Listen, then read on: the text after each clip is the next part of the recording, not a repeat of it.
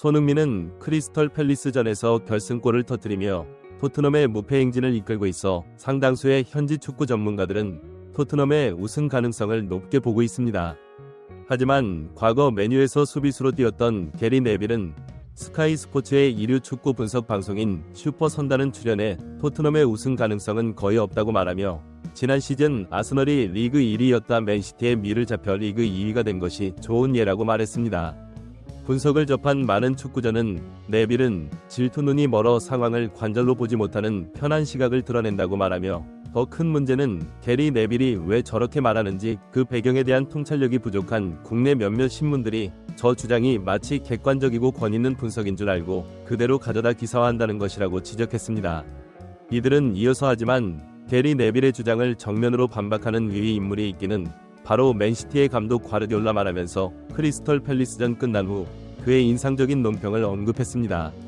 이들은 덧붙여 토트넘이 우승 못할 것이라는 일각의 주장은 거의 다 헛소리라고 말하며 토트넘이 맨시티를 제치고 우승할 가능성이 높은 뜻밖의 이유 두 가지를 언급해 많은 팬의 궁금증을 자아냈습니다. 몇몇 전문가들의 논평과 분석 풋볼 잡지가 자세히 알아보겠습니다. 맨유에서 수비수 뛰었던 게리 네빌은 30일 영국 중계 채널 스카이 스포츠의 일요일 분석 프로그램 슈퍼선 출연해 맨시티가 맨유를 격파하는 모습을 보면 드디어 제대로 된 경기력을 보여준다고 말하며 토트넘은 지난 시즌 아스널이 맨시티의 리그 막판에 덜미를 잡힌 것처럼 토트넘도 똑같은 과정을 겪으며 리그 우승은 하지 못할 것이라고 말했습니다. 개인 네빌의 주장을 쉽게 풀어서 설명하자면 챔피언스 리그 등에서 탈락한 상위권 팀들이 그 이후에는 리그 경기에 전념할 수 있어 베스트 11이 계속 출전하는 후반기에는 토트넘 순위가 내려올 것이라는 말인데요. 하지만 만 게리 네빌의 주장을 접한 몇몇 축구 전문가들은 그건 모든 팀이 다 마찬가지라고 말하며 시티나 아스널, 리버풀 등도 유럽 대항전에서 탈락을 하게 된 다른 팀들이 전력을 재정비해 리그 경기에 나서면 똑같이 어려운 상대와 경기를 해야 할 텐데 왜 토트넘 유독 힘든 경기를 해서 순위가 내려갈 것이라고 주장하는가 반박했습니다. 그러나 이 반박에 대해 일각에서는 그건 스쿼드 때문이라고 재반박하면서 토트넘은 저 팀들에 비해 스쿼드가 얇기 때문에 우승할 있을 말하는 건 오버라고 말했습니다.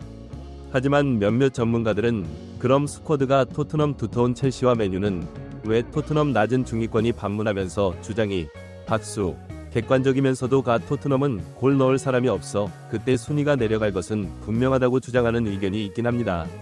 하지만 이 주장에 대해서도 몇몇 전문가들은 일정을 제대로 보고 말하는지 모르겠다고 반박하며 1월 1일부터 1월 15일까지는 매치 휴식이라 프리미어리그에서 경기가 없다. 한국이 아시안컵 결승까지 가면 2월 10일까지 경기를 해야 하는데 토트넘 경기 일정은 1월 15일부터 맨유 브렌트퍼드 에버튼 마지막으로 2월 11일에 있는 브라이턴전까지 흥이지 못된 이 팀들 중상위 5위 안에 있는 팀은 없어 어려운 경기가 되겠지만 일각에서 주장하는 것처럼 전패할 정도로 절망적이지 않다고 주장해 많은 팬으로부터 설득력 있는 주장이라고 호평을 받고 있습니다.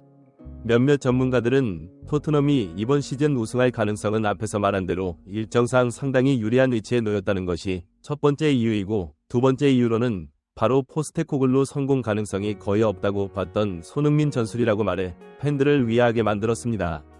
포스테코글러 과거 인터뷰에서 해리 케인의 공백을 한 선수로는 메울 수 없어 그의 역할을 나눠서 선수들이 할 수 있도록 전술을 짰다고 언급했었다. 저 말은 플레이 만들기 역할은 메디슨이 스트라이커는 손흥민이 나눠지는 듯했다는 뜻이라고 말하며 그런데 포스테코글루 손흥민을 원톱으로 세운 첫 경기에서 충격을 받은 것 같다고 언급해 많은 팬의 궁금증을 안했습니다. 그 이후로 몇몇 전문가들은 최근 포스터코로는 크리스털 팰리스전 이후 한 인터뷰를 소환하고 있을 포스터코는 내가 과거에 머릿속으로 오랫동안 생각한 원톱 전술, 즉 최전방 압박을 원토에 강하게 해서 높은 위치에서 다시 공을 따내 즉시 반격을 강화하는 전술적 역할을 손흥민이 너무 잘해 그를 최전방에 배치하는 것이라고 말했는데요.